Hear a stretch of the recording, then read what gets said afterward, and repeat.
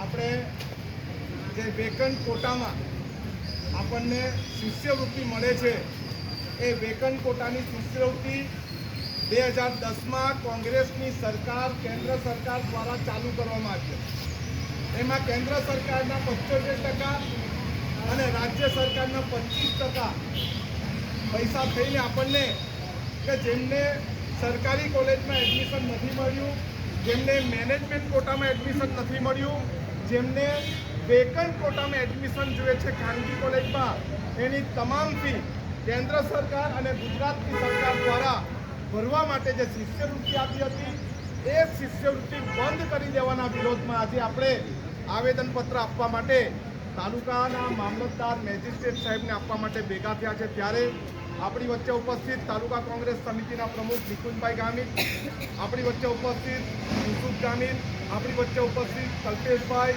આપણી વચ્ચે ઉપસ્થિત સરપંચ એસોસિએશનના પ્રમુખ મનીષભાઈ, પ્રદેશના ડેલિગેટ ફારૂકભાઈ, જિલ્લા પંચાયતના સદસ્ય ચંપાબેન, તાલુકા પંચાયતના વિરોધ પક્ષના નેતા એવા હસમુખભાઈ અને યુથ કોંગ્રેસના પ્રમુખ એવા ધર્મેશભાઈ, તમામ તાલુકા પંચાયતના ચૂંટાયેલા સભ્યશ્રીઓ, તમામ આગેવાનશ્રીઓ સાથે આજે આપણે મોટી સંખ્યામાં રેલી કાઢીને આજે આવેદનપત્ર આપવા જઈ રહ્યા છીએ। ત્યારે આ સરકાર આદિવાસી સમાજનું તેમજ વિદ્યાર્થીઓનું કોઈ પણ માનતી નથી અથવા કોઈ પણ કામ કરતી નથી।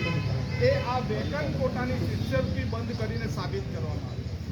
યુસુફભાઈ કીધું તેમ આપણા ગામમાં ભાજપના કોઈ આગેવાન હોય તેમના ઘરે જઈને કહેજો કે અમારી શિષ્યવૃત્તિ ચાલુ કરાવો।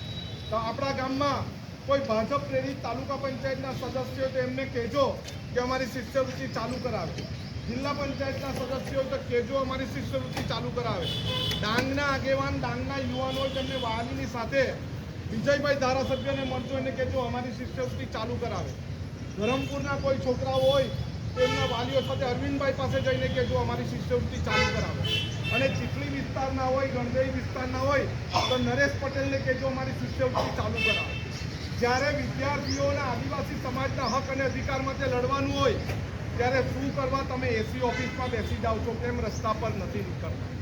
તમે રસ્તા પર નથી નીકળતા, તમે આદિવાસી સમાજના થઈને આદિવાસી કોટામાં આદિવાસી પ્રમાણપત્રમાં તમે ત્યાં જઈને ધારાસભ્ય વિધાનસભામાં બેસો છો, પરંતુ આદિવાસી સમાજ પર થયેલા અન્યાયના વિરોધમાં ન્યાય મેળવવા માટે નીકળતા નથી।